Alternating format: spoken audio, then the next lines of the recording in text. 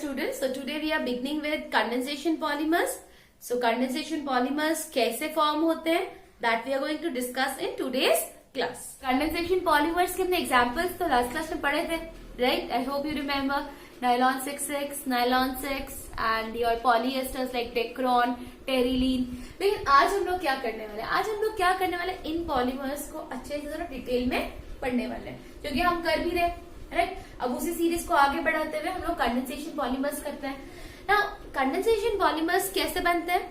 आप रिपीटेडली क्या करेंगे? HCl molecule, H2O molecule, ethanol, ऐसा कुछ कुछ रिमूव करते रहेंगे। एंड मोनोमर क्या होना चाहिए for condensation polymers? It must be bifunctional. So condensation polymers में जो मैं फर्स्ट क्लास ले रही हूँ स्टूडेंट्स, वो ले रही हूँ पॉलीएस्टर्स का, right. First top type of polymers are polyesters. All the polyesters are condensation polymers. That means कि polyesters जो हैं वो सब के सब कैसे बने हुए? by removal of the small molecules. And the monomers are bifunctional or trifunctional. So polyesters में हम लोग पहले बात करते हैं डेक्रोन का। हम लोग को एक्चुअली डेक्रोन ही करना है पॉलीएस्टर में, जिसका दूसरा नाम क्या है? टेरिलीन है, राइट। अब ये जो डेक्रोन या टेरिलीन है ये बनता कैसे, राइट? इसके मोनोमर्स क्या है? ये तो पॉलीमर है, right. This is polymer, Dacron is polymer. इसके मोनोमर्स क्या है? तो इसके मोनोमर्स हैं आपके पास में ethylene glycol, right, ethylene glycol and terephthalic acid, right. So terephthalic acid and ethylene glycol. Ethylene glycol हमारे पास क्या होता है? इथेन 1,2-डाइओल। डाई मतलब तो दो है, राइट। तो इथेन 1,2 मतलब फर्स्ट कार्बन से भी OH जुड़ा हुआ है, सेकेंड कार्बन से भी OH जुड़ा हुआ है। सो इथेन 1,2-डाइओल। एंड टेरिथैलिक एसिड क्या है? टेरिथैलिक एसिड इज बेंजीन 1,4-डाई कार्बोक्सिलिक एसिड। सो बेंजीन 1,4-डाई कार्बोक्सिलिक एसिड। तो बेंजीन तो बना दो, बन जाएगा, आसान है। बेंजीन 1 तो ये 4 होगा। COOH ग्रुप जब डायरेक्ट लगेगा तो हम लोग क्या बोलेंगे? Di carboxylic acid. So you see the monomers. Monomers are bifunctional. दो फंक्शनल ग्रुप है इस मोनोमर में है। इधर देखो COH होता है फंक्शनल ग्रुप, एक है और एक, तो दो फंक्शनल ग्रुप इस मोनोमर में भी है, दो इसमें भी है। तो this perfect for condensation polymerisation. Now condensation polymerisation होता कैसे इसका?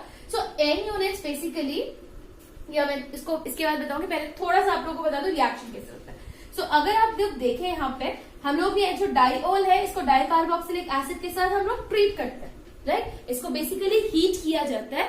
एंड इफ यू सी, जो हीटिंग हमारे पास में होती है वो होती है 420 है ये, से 460, दैट इज 420 to 460 केल्विन। और होती किसकी प्रेजेंस में है? Zinc acetate and antimony trioxide, right. तो दीज आर द कैटलिस्ट। इनकी प्रेजेंस पे हम लोग क्या कर रहे हैं? हीटिंग कर रहे हैं, because 420 to 460 very high temperature. So इस टेम्परेचर और इस कंडीशन में हम लोग क्या कर रहे हैं? इनकी हीटिंग कर रहे हैं एन मॉलिक्यूल्स की, इसके एन मॉलिक्यूल्स के साथ में। तो क्या होगा? देखो, कुछ याद करो मतलब क्या याद करो कि जब एक कार्बोक्सिलिक एसिड एक अल्कोहल के साथ में हम हीट करते हैं, क्या होता है? याद करो, कुछ याद आ रहा है? Esterification reaction, right. सो क्या होता है? रिमूवल होता है वाटर का। वाटर का रिमूवल में आप लोगों को बहुत अच्छे से ध्यान रखना है that it is the alcohol जो अपना हाइड्रोजन देता है, और it is the carboxylic acid जिसका OH रिमूव होता है, राइट। It's very important. तो it is the carboxylic acid जिसका OH part is going with the hydrogen of the alcohol. So यहाँ से OH और यहाँ से H, मतलब क्या आ जाएगा आपका पास में? Water molecule will get eliminated, right. Water का क्या हो जाएगा? Elimination, right. सो वाटर का तो एलिमिनेशन हो गया। अब देखो यहाँ पे स्टूडेंट्स, एक चीज ध्यान आपको रखना है कि ये OH तो ये H तो इसके OH के साथ जा रहा है, means it is the alcohol जिसका हाइड्रोजन जा रहा है, राइट। तो अल्कोहल का याद क्या करना है? अल्कोहल का हाइड्रोजन हटाना है, राइट। हाइड्रोजन क्या करना है? रिमूव करना है। सो अल्कोहल का हाइड्रोजन रिमूव करना है। एंड एसिड जो है मतलब द कार्बोक्सिलिक एसिड का OH रिमूव करना है, ठीक है ना। क्या याद रखना है, एसिड का OH have to remove and alcohol का हाइड्रोजन। तो पॉलीमर का स्ट्रक्चर कैसे आएगा, ठीक है ना, ऐसे तो पहले एंड्स में लगा दो। यहां देखो ये अल्कोहल है, राइट, इसका हाइड्रोजन रिमूव कर दो तो क्या बचेगा, oxygen, single bond CH2, single bond CH2, single bond O, इसका हाइड्रोजन अगेन हमने क्या कर दिया रिमूव, बिकॉज जा रहा है इसके OH के साथ में, तो इसका OH हट गया, तो ये ऑक्सीजन इस ऑक्सीजन के साथ, इस कार्बन के साथ, ये ऑक्सीजन तो एक्चुअली ऐसे है डबल बॉन्ड, सो ये आपके पास में ऐसे आ जाएगा C डबल बॉन्ड O। यहाँ पे क्या है C6H4 और I'm making the benzene ring here, then C hydrogen और ऑक्सीजन किसका रिमूव करना है, OH किसका रिमूव करना है, एसिड का, तो एसिड का OH कर दो तो क्या बचेगा C double bond O। This is the structure of Dacron, right, ये है आपके पास में Dacron the polymer.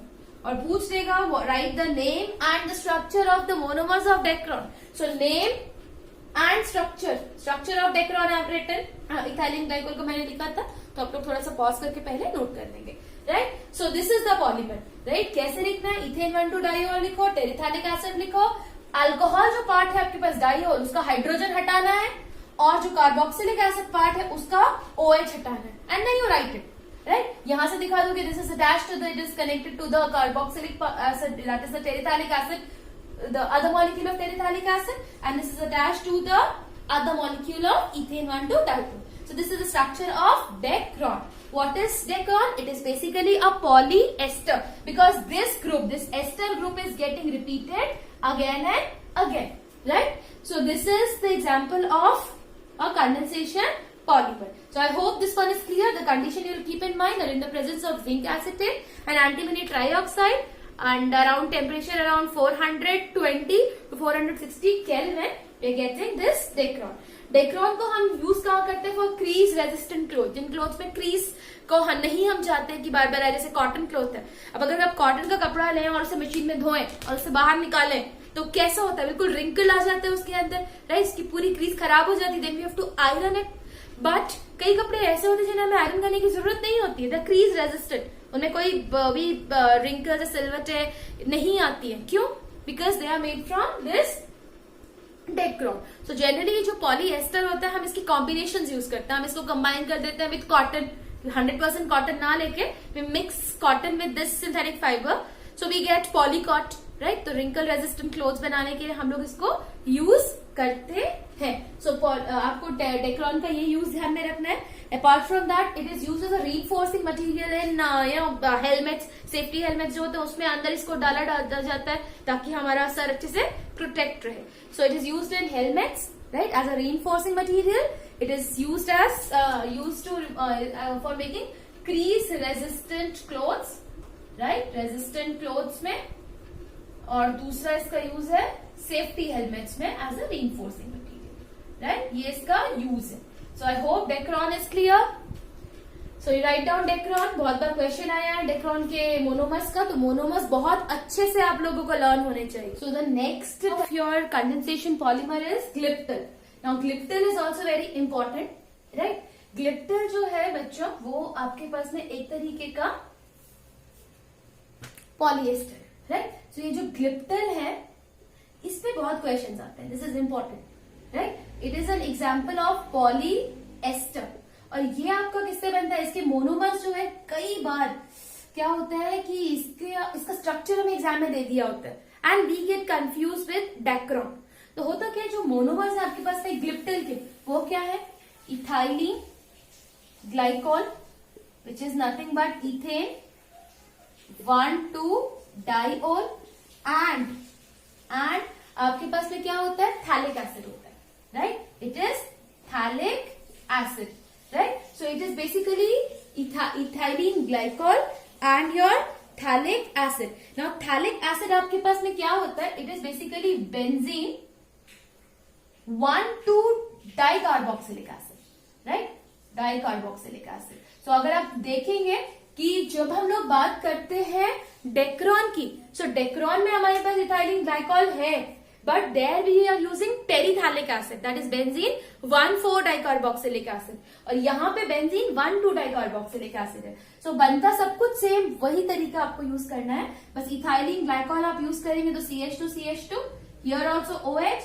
here glycol is what, ethylene glycol is CH2, OH here, OH here. Terephthalic acid हमारे पास कैसा है, बेंजीन रिंग बना देंगे और COOH group here, COH group here, means 1-2 position पे, राइट. अब इनको हमें कंबाइन करके हमें क्या लिखना है, इसका पॉलीमर लिखना है, ग्लिप्टिल का स्ट्रक्चर लिखना है. तो ग्लिप्टिल का स्ट्रक्चर पूछ सकते हैं, write the structure of glyptal और write the structure and monomers of glyptal. So monomers of glyptal is clear, phthalic acid and ethylene glycol. और स्ट्रक्चर कैसे लिखेंगे ग्लिप्टिल का, सो अल्कोहलिक पार्ट का क्या रिमूव करते हैं, हाइड्रोजन. तो यहाँ से हाइड्रोजन रिमूव कर देंगे तो क्या बचेगा, ऑक्सीजन, CH2, देन OH दिख रहा है तो क्या गायब कर दो, हाइड्रोजन गायब कर दो, O. यहाँ पे COH में से क्या गायब करेंगे, OH. तो ये O किससे कनेक्टेड है, C double bond O of this benzene ring. Okay, तो यहाँ पे बना दो बेंजीन रिंग.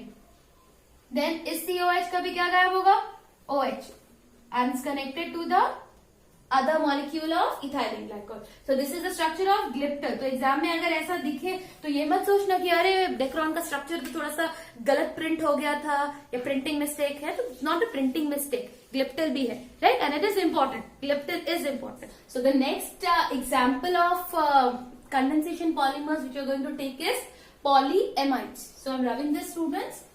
पहला वाला जो हमने कर लिया एस्टर्स, राइट, पॉलीएस्टर्स. देखो ये बहुत इंपॉर्टेंट है. अगर आप पुराने पेपर्स देखो, राइट, तो आप देखोगे हर जगह बस यही पूछा गया है, मोनोमर क्या है इसका, पॉलीमर क्या है, पॉलीमर का स्ट्रक्चर क्या है. इसमें बहुत क्वेश्चंस आए हैं. और अगर मैंने आप लोगों को पहली ही वीडियो में बताया था कि आप लोगों को पुराने पेपर्स बहुत अच्छे से आपको उनको देखना है, हर एक क्वेश्चन आपको पता होना चाहिए कि किस तरीके के क्वेश्चन लास्ट ईयर आए हुए हैं. क्योंकि पैटर्न ज्यादा चेंज, पैटर्न में तो there is change, definitely accept this, but questions में ज्यादा चेंज नहीं होता है. घुमा फिरा के सेम ही क्वेश्चंस अगेन एंड अगेन पूछ लिए जाते हैं. तो आप लोगों को बहुत अच्छे से प्रिपेयर करना है फॉर योर बोर्ड एग्जाम. अगर आप प्रॉपर स्ट्रैटेजी के साथ प्रिपेयर करते हैं राइट फ्रॉम डे 1, राइट, तो nobody can stop you from getting good marks, right. So next example of condensation polymers is polyamides. Right, so polyamides, they are the examples of condensation polymers. So ये polyamides क्या होता है, तो थोड़ा सा information दे दूं. Amide क्या होता है, राइट, एमाइड्स जो होते हैं basically they are CONH linkage. So अगर ऐसी लिंकेज आप देख रहे हैं तो इस लिंकेज को हम लोग क्या बोलते हैं, एमाइड लिंकेज बोलते हैं. और ये जो एमाइड लिंकेज है बच्चों, ये कैसे फॉर्म होती है, by the combination of a carboxylic acid with amine. अगर कोई कार्बोक्सिलिक एसिड किसी अमीन के साथ में कंबाइन करता है तो क्या होता है, आपके पास में इस तरीके की लिंकेज फॉर्म होती है. So NH2, I'm showing amines NH2 like this. So when a amine combines with a carboxylic acid you get a amide group. होता क्या है, कार्बोक्सिलिक एसिड अपना OH और अमीन अपना H लूज करता है, वाटर का लॉस होता है, एंड यू गेट RC. ये ऑक्सीजन बेसिकली डबल बॉन्डेड है, CONH and R. It can be same or different. So this linkage is amide linkage. So amides are basically formed from the combination of a carboxylic acid with amine. Okay? कोई problem इसमें? Now let us come to polyamides. So polyamides क्या होते हैं, जिसमें बहुत सारे CONH group repeat हो रहे हैं, राइट. अब तो जो हम लोग पहला पॉलीएमाइड लेंगे स्टूडेंट्स, राइट, वो हम लोग लेंगे nylon 6,6, right. Now nylons, all the nylons are polyamide. तो नाइलॉन 6,6 का मतलब आपके पास में क्या है कि नाइलॉन इज अ पॉलीएमाइड. और ये जो 6 और 6 है ये स्पेशल नंबर्स हैं, राइट. यहाँ पे आप 2 नंबर्स देख रहे हो, इसका मतलब क्या है, 2 मोनोमर्स है. ये जो 2 नंबर है इसका मतलब क्या है, 2 मोनोमर्स है. अब अगर 2 हमारे पास में मोनोमर्स है तो एक मोनोमर क्या होगा हमारे पास, डेफिनेटली अ डाइकार्बोक्सिलिक एसिड.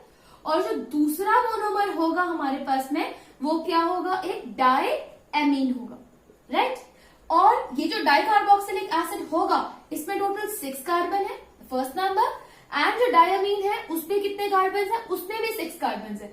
तो 6 carbon diamine and a 6 carbon dicarboxylic acid is the monomer of nylon 6,6.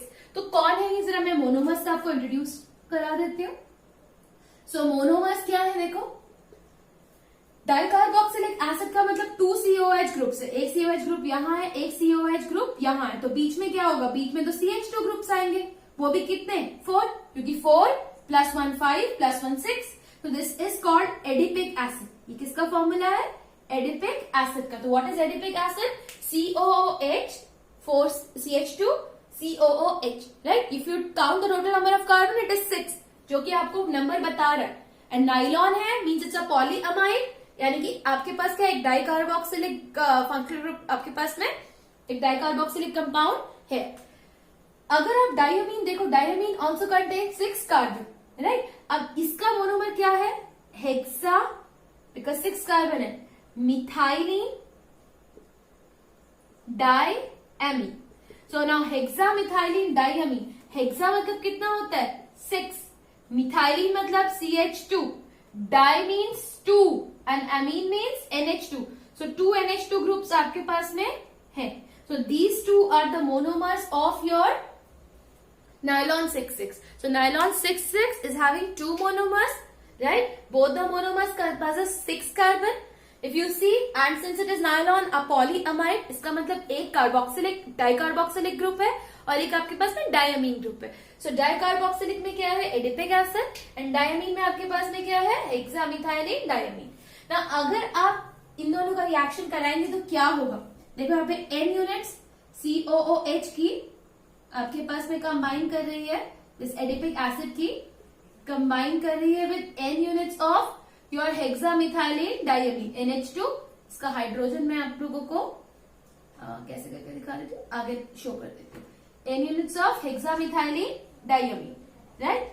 सो आप लोग कैसे रिएक्शन देखेंगे, राइट. देखो यहाँ पे मैंने आपको बताया था, जब एक अमीन एक कार्बोक्सिलिक एसिड से कंबाइन करते हैं तो there is removal of H2O. अब किसका हाइड्रोजन जाता है और किसका OH. सो आपको पता है अमीन का हाइड्रोजन रिमूव करना है, ट्रिक आप याद रखेंगे, और एसिड का OH. पिछले वाले उसमें भी हमने ऐसे किया था, एसिड का OH ही रिमूव किया था. सो एसिड का आपको OH रिमूव करना है और अमीन का हाइड्रोजन, तो अमीन का हाइड्रोजन रिमूव कर देना और एसिड का OH. तो ये देखो पहले यहाँ पे ये एसिड है, इसका OH रिमूव कर दो, राइट. सो यहाँ पे चेन से दिखा दो कनेक्शन. OC मतलब C डबल बॉन्ड O होता है स्टूडेंट्स. फिर कितने कार्बन CH2 ग्रुप्स हैं, 4 CH2 ग्रुप्स हैं. Then C double bond O, ये एसिड है, क्या रिमूव करना है एसिड का, देखो OH, तो ये OH रिमूव कर दो, क्या बचा CO, which I will write in this way, C double bond O bond. NH2 का हाइड्रोजन रिमूव करना है, कर दिया hydrogen remove. Then NH CH2 6, then NH2 का क्या रिमूव करना है, अमीन का हाइड्रोजन, तो एक हाइड्रोजन हटा दो NH. So this is nylon 6,6. So nylon 6,6 का स्ट्रक्चर भी हमसे पूछ सकता है that what is the structure of nylon 6,6. So this is the structure of the polymer, right? Polymer का स्ट्रक्चर कैसे लिखना है, फ्रॉम द मोनोमर्स अमीन का हाइड्रोजन रिमूव करना है, एसिड का OH रिमूव करना है, and then you have to show. और यहाँ N लिखना मत भूलना, बिकॉज N units of these monomers are combining by the removal of N molecules of water. So this is the reaction, right? So if you see that this nylon 6,6, it is formed by the heating of these two monomers under a temperature of around 553 Kelvin and high temperature. Okay, so I hope this is clear. Polyamide nylon 6,6. Now nylon 6,6 is basically used for making your bristles. It is used for making sheets. It is very अगर इसकी हम बात करें तो ये बहुत ज्यादा ही आपका क्या होता है, स्ट्रॉन्ग होता है. Okay, polyamide. The second example of the polyamide only, right, we will take is nylon 6. So nylon 6,6 is clear. Rubbing this. So now next polymer I'm taking is nylon 6. So nylon 6. अब यहाँ 6,6 नहीं है, नहीं, right, सिर्फ 6 है. तो the second one is nylon 6. nylon 6 का मतलब कि सिर्फ एक ही हमारे पास में क्या है, मोनोमर है, राइट. नायलॉन 6,6 में 2 monomers, each possess 6 carbon. Okay, but अगर यहाँ 6 दिख रहा है, इसका मतलब only 1 monomer, right, only 1 monomer, जिसमें कितने कार्बन है, 6 कार्बन है, 1 monomer with 6 कार्बन। अब नाइलॉन है मतलब it is a polyamide, right? Nylon है मतलब पॉलीएमाइड, अमाइड है मतलब कि कार्बोक्सिलिक ग्रुप भी है और आपके पास में NH2 ग्रुप भी है। तो ये क्वेश्चन आता है, इसका जो मोनोमर होता है नाइलॉन 6 का वो होता है आपके पास में कैप्रोलैक्टम। कैप्रोलैक्टम। नाउ कैप्रोलैक्टम, इसका स्ट्रक्चर कैसा होता है? देखो इतना तो हमारे पास हिंट है कि कैप्रोलैक्टम में डेफिनेटली कितने कार्बन है? 6 कार्बन है। सो आप 6 कार्बन बना लेंगे, 1 2 3 4 5 एंड 6, राइट? 6 कार्बन बना लेंगे, 1 2 3 4 5 6 कार्बन के बाद में हमारे पास कैसा होता है कैप्रोलैक्टम का structure? C double bond O NH। It is this kind of structure, right? This is the structure of caprolactam. एक cyclic structure है जिसमें CO ग्रुप भी है, NH ग्रुप भी है। How many carbons are here? 6 carbon and it is an amide, CONH. It is an amide, caprolactam. अब इस caprolactam को जब हम लोग हीट करते हैं, right? High temperature and in the presence of moisture, water की presence में when we heat caprolactam, temperature कितना रहता है? Around 553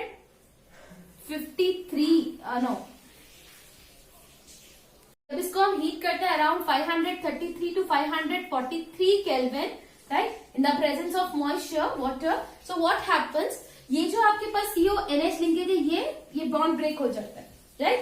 ये बॉन्ड क्या हो जाता है हमारे पास में? ब्रेक हो जाता है and we get amino caproic acid.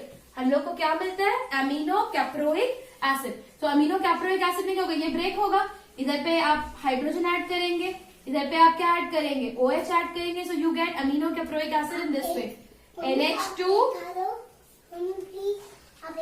यहाँ पे आपके पास बॉन्ड क्या होगा? ब्रेक होगा। H2 ऐड किया तो H यहाँ ऐड होगा, OH CO से ऐड होगा। तो आपके पास क्या हो जाएगा? NH2, then how many carbon? 1 2 3 4 5।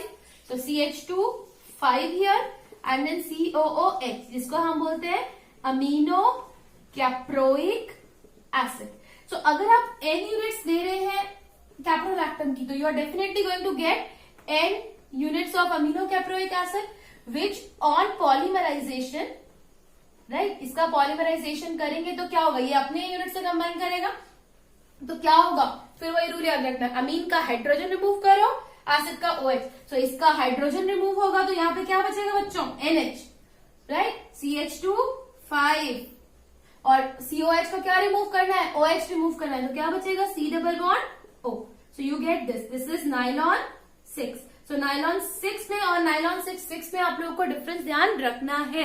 ये मत सोचना कि वो तो सेम ही है, प्रिंटिंग मिस्टेक है, right? Nylon 6 consist of 2 different monomers, right? It is basically a copolymer, whereas nylon 6 is a homopolymer. Both are polyamides, both are formed by condensation, right? But यहाँ पे सिंगल मोनोमर है। So nylon 6 is it clear? I hope this one is clear. Now इसका use हम लोग कहाँ करते हैं? For tire cords, tyre के अंदर इसको एज अ फिलर यूज करते हैं, right? In fabrics also we use nylon 6. So it is used as a tire cord. Tyre cords में इसको यूज कर सकते हैं, इसको हम एज फैब्रिक यूज कर सकते हैं, right? So this is polyamide, right? The second category of condensation polymers is done. Now let us see the next category. The next type of polymer which we are going to do is your phenol formaldehyde polymers. So we have done, see, polyesters we have done. First category, under that we did Dacron. Second हमने किया polyamides. Under that category हम लोगों ने क्या किया students? Nylon 6 and nylon 6. Now the third category of condensation polymers में हम लोग देखेंगे examples में phenol formaldehyde पॉलीमर्स। now जो फिनॉल फॉर्मेल्डिहाइड पॉलीमर्स हैं बच्चों, ये कैसे बनते हैं? राइट? फिनॉल तो पता है, व्हाट इज फिनॉल? फिनॉल है C6H5OH, this is phenol and it combines with formaldehyde. क्या होता है formaldehyde? Yes, formaldehyde is methanol, so it is basically HCHO। अब ये जो कॉम्बिनेशन होता है फिनॉल का विद मीथेनॉल, राइट? ये बहुत इजी है और ये ओल्डेस्ट टाइप ऑफ सिंथेटिक, अगर हम देखें पॉलीमर्स में सबसे पुराने टाइप के जो हमारे पास में पॉलीमर्स है ये उनमें आता है। सो फिनॉल जब इथेनॉल से कंबाइन करता है तो कॉम्बिनेशन तो हो जाएगा, लेकिन रिएक्शन स्लो है, तो इसको फास्ट करने के लिए हम या तो एसिड यूज कर सकते हैं या तो हम लोग क्या यूज कर सकते हैं, बेस यूज कर सकते हैं, राइट। सो एसिड या बेस एज अ कैटलिस्ट की प्रेजेंस में ये फिनॉल जब इस मीथेनॉल से रिएक्ट करता है तो क्या बनाता है, it can form your ortho hydroxy methyl phenol. So पहले मैं लिख देती हूँ ortho hydroxy methyl phenol. So अब जरा स्ट्रक्चर देख लेते हैं। ऑर्थो हाइड्रोक्सी मिथाइल मतलब CH2OH, so this is hydroxy methyl phenol. तो दिख नहीं रहा है तो जरा फिनॉल के लिए OH लगा दो। तो this is ortho hydroxy methyl phenol, this whole is phenol, okay. और क्या बना सकते हैं डिपेंडिंग अपॉन कि कितना अमाउंट है, क्या कंडीशंस है। It can form ortho hydroxy methyl phenol, it can form this also कि ऑर्थो हाइड्रोक्सी मिथाइल फिनॉल का डेरिवेटिव, बिकॉज फिनॉल तो ऑर्थो पैरा डायरेक्टिंग है तो यहाँ पे भी लग गया और इधर पे भी लग गया। और क्या चांसेस है कि भैया सारे ऑर्थो पोजिशन ऑक्यूपाई हो जाएंगे और पैरा तो खैर एक ही है तो यहाँ पे भी आ गया, पैरा पे भी आ गया, इस वाले ऑर्थो पे भी आ गया, इस वाले ऑर्थो पे भी आ गया। सो आपके पास में ऑर्थो पैरा डेरिवेटिव्स आपको मिल जाएंगे हाइड्रोक्सी मिथाइल फिनॉल के, right, they are the different derivatives. So ये हमें मिल जाएगा द फर्स्ट। सो फिनॉल है हमारा जान पहचान का, it is combining with methanol, जो कि नाम में ही आपको पता है phenol formaldehyde in the presence of acid और base as a catalyst and forming the ortho hydroxy methyl phenol or the derivatives of ortho और para hydroxy methyl phenol। ये भी ऐसा बन रहा है, राइट। अब क्या हो रहा है बच्चों, देखो ये जो हमारा ortho hydroxy methyl phenol है, right, this is our ortho hydroxy methyl phenol, बार बार लिख लेना इसको, राइट। ये जो हमारा ortho hydroxy methyl phenol है ये कंबाइन करेगा विथ फिनॉल, राइट, ये कंबाइन करेगा विथ फिनॉल, ये फर्दर कंबाइन करेगा with phenol. So when you are combining it with phenol तो कैसे कंबाइन करेगा, फिनॉल के पास यहाँ हाइड्रोजन है, हर यहाँ पे सबके पास हाइड्रोजन है, चलो मैं सब पे दिखा देती हूँ, राइट, सबके पास हाइड्रोजन है। सो ये जो OH है बेसिकली ये इस हाइड्रोजन को एक्सट्रैक्ट करेगा, ये OH इस हाइड्रोजन को ले जाएगा, राइट। सिमिलरली यहाँ पे तो अगर यहाँ से OH और H जाएगा नहीं, H2O जाएगा तो क्या होगा, ये जो आपके पास में OH यहाँ पे रहेगा, यहाँ CH2 रहेगा, फिर इस CH2 से इसका ये पोजीशन जो है 1 2 सेकेंड पोजीशन पे लिंकेज हो जाएगा OH, राइट, इस तरीके से। ऐसे यहाँ पे आपके पास में एक और ऑर्थो हाइड्रोक्सी मिथाइल फिनॉल का स्ट्रक्चर वो है, OH यहाँ पर है, यहाँ पे क्या है CH2OH, तो ये OH इस H को ले जाएगा, यानी कि ये दूसरे के CH2 से कनेक्टेड है, ये यहाँ पे क्या है किसी और के CH2 से कनेक्ट। हमारे पास में क्या होगा that if n units of this ortho hydroxy methyl phenol combines with n units of phenol, so then we will get a structure like this, right, CH2, फिर यहाँ पे CH2, उसके बाद में फिर से हमारे पास OH unit, this phenol unit, then CH2, then a phenol unit, so this will get repeated। so ये कब तक रिपीट करेगा, n तक। so इस स्ट्रक्चर को अगर हम ध्यान से देखें तो दिस इज लीनियर, ये कैसा स्ट्रक्चर है बच्चों, this is linear, so we get a linear polymer and this linear polymer is known as novolac। novolac कहाँ पे सुना हुआ है, yes, novolac कहाँ सुना है, पेंट्स में। so this is used in paints, so जो पेंट्स हमारे पास होते हैं उसमें हम लोग जो कंपोनेंट ऐड करते हैं novolac, this is novolac। so novolac is also a linear polymer of your ortho hydroxy methyl phenol and phenol, okay। now this is novolac, now this novolac, right, is it clear, novolac, that phenol plus methanol is ortho hydroxy methyl phenol and other derivatives। when the ortho hydroxy methyl phenol, right, when ortho hydroxy methyl phenol combines with phenol, right, it gives us a linear polymer which is known as novolac, used in paints। now this is one thing, okay। now when this novolac is heated further जब इस novolac की हम लोग heating करते हैं तो हमें क्या लगता है, किसके साथ हीटिंग करते हैं, पहले तो ये क्वेश्चन है, ओके।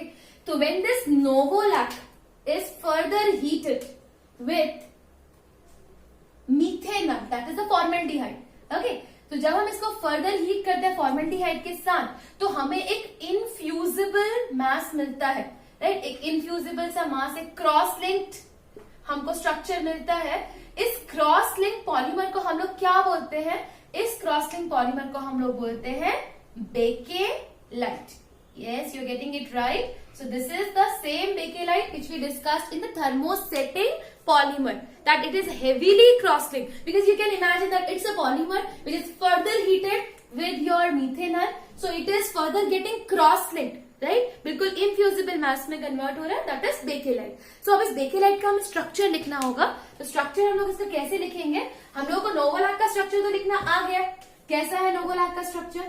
नोवोलैक का structure है, एक बेंजीन रिंग बनाओ, OH बनाओ, CH2 की लिंकेज दिखाओ ऑर्थो पे, फिर से बेंजीन रिंग बनाओ, फिर से OH दिखाओ टॉप पे, फिर से CH2 लिंकेज बनाओ, then again a benzene ring, then again OH, and you keep on doing so, right. यहाँ पे भी CH2 से लिंक्ड है, राइट। यहाँ पे भी क्या है? CH2 से आगे रिंग लिंक्ड है। Okay, this is the structure of your novolac. Now if you write the same structure but in a reverse manner, reverse manner कैसे ध्यान रखना है? आप लोग लिखो यहाँ पे बेंजीन रिंग, मैं ऊपर OH लिख रही थी, अभी नीचे लिखेंगे OH, right. CH2 was just next adjacent position पे है OH के, तो यहाँ पे हम लिखेंगे CH2, राइट। देन इधर पे CH2, then you write this phenol again, right. Then next adjacent position पे CH2, then phenol again, then adjacent position पे क्या होगा? CH2, and keep on doing so. अब ये दोनों रिंग्स किसके थ्रू कनेक्ट होंगी? CH2 के थ्रू। ये दोनों रिंग्स जो है ऊपर और नीचे वाली, मतलब नोवोलैक ऊपर और नीचे लिख दो, और उन्हें कैसे कनेक्ट करना है? Via CH2, right. सो ये दोनों CH2 के थ्रू कनेक्ट होगा, ये और ये किसके थ्रू कनेक्ट होगा? CH2। So we get this highly cross link, देख रहे हो? ये भी इससे कनेक्टेड है, कनेक्शन है यहाँ पे भी। So we get a highly cross link structure which is known as Bakelite. So this is your Bakelite students, right. So Bakelite का स्ट्रक्चर आपको करना है। स्ट्रक्चर कैन बी आस्क्ड, आया भी हुआ एग्जाम्स में, that structure of Bakelite, then what is the monomer of Bakelite? So it is phenol and formaldehyde, okay, and you have to give the structure also. So Bakelite को हम कहाँ use करते हैं? Bakelite is used in electrical switches, जो हम लोग touch करते हैं switches, electrical switches, that is made up of Bakelite. Apart from that आप इसको कहाँ यूज करते हैं? तो एक तो हो गया इलेक्ट्रिकल स्विचेस में, right. Apart from electrical switches, we use bakelites in making the handles.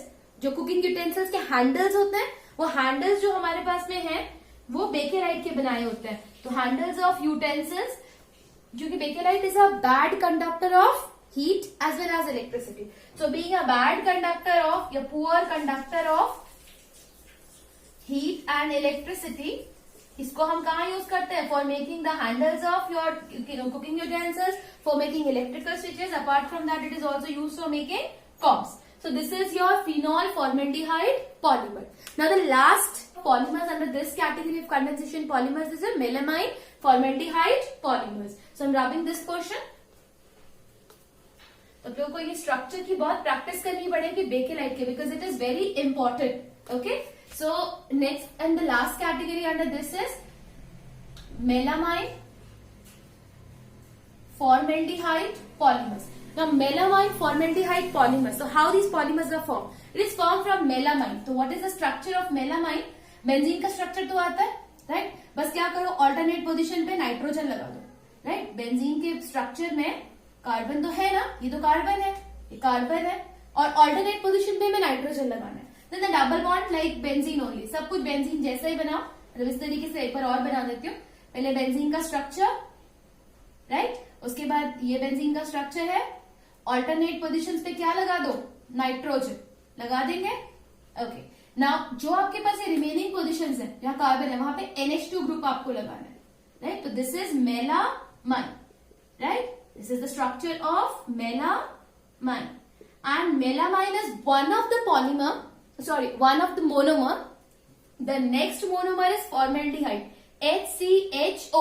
This is your formaldehyde. So melamine is one polymer and formaldehyde is the other polymer. So when melamine combines with formaldehyde, right? So what happens? Condensation reaction होगा and you get the polymer. तो कैसे होगा पहले मैं बता दूं। तीनों NH2 equal है, तो जब ये इसके साथ कंबाइन होता है तो बच्चों यहाँ देखो ये और इसको, सो ये आपके पास में स्ट्रक्चर को जिस तरीके से आता है, जैसा आपने मेलामाइन का स्ट्रक्चर बनाया था वैसे ही आप बना दो, ठीक है ना। यहाँ बना दिया, यहाँ पे NH2, ठीक है, इधर भी NH2, यहां तक देखो सब कुछ सेम है। होगा क्या, ये NH2 और ये दोनों कंबाइन कर जाएंगे and they forms NH CH2OH। ये क्या फॉर्म करेंगे, NH, ये हाइड्रोजन इस OH के पास, ये आपके पास में इस तरीके से, राइट। सो ये जो हाइड्रोजन है वो इधर जाके ऐड हो जाएगा, एक हाइड्रोजन इधर चला जाएगा OH के फॉर्म में। ओके, सो NH CH2OH आपके पास ये फॉर्म हो जाएगा। ये एक तरीके का हमारे पास में रेजिन इंटरमीडिएट है, राइट। ये हमारे पास क्या फॉर्म हो जाएगा, एक तरीके का रेजिन इंटरमीडिएट। और ये जो रेजिन इंटरमीडिएट है इसकी N यूनिट्स क्या करेंगी, it will undergo polymerisation. So the N units of या N molecules of this resin intermediate when it undergoes polymerisation it forms the polymer. तो ये क्या, हम पॉलीमराइजेशन विल टेक प्लेस। तो आप लोग कैसे पॉलीमराइजेशन दिखाएंगे, जो एमीन होगा, एमीन का आप क्या रिमूव करेंगे, हाइड्रोजन, ओके। एंड जो आपके पास में ये CH2OH पार्ट है, राइट, तो CH2OH जो पार्ट है यहाँ पे उसका हम क्या रिमूव करेंगे, OH ग्रुप रिमूव करेंगे। So the polymer will be like this. NH2 है तो क्या रिमूव करना है, हाइड्रोजन रिमूव करना है, so NH, okay, and then it is connected to this nitrogen, right. So this is like this. So NH2 का नीचे जो आपके पास में कार्बन है इससे भी NH2 अटैच है, इस NH2 का भी हम क्या रिमूव करेंगे, हाइड्रोजन। तो this is NH and this is link to something. यहाँ पे आपके पास NH CH2 है, इसका क्या रिमूव करेंगे, OH। तो यहाँ से OH रिमूव होगा, यहाँ से एक हाइड्रोजन रिमूव होगा, यहाँ से भी एक हाइड्रोजन रिमूव होगा। सो this is the melamine formaldehyde polymer. और ये जो हमारे पास पॉलीमर है melamine formaldehyde polymer, this is use for making unbreakable crockery. जो हम लोगों की क्रॉकरी टूटती नहीं है ना, जो crockery items, those crockery items are basically made from melamine formaldehyde polymer. So it is used for the manufacturing of unbreakable crockery. So here we are ending with all the examples of your condensation polymers. So today we have done all the addition polymers and condensation polymers, right? So अगर कोई भी doubt हो आपको in topic में, तो you can ask it in the comment section. Thank you.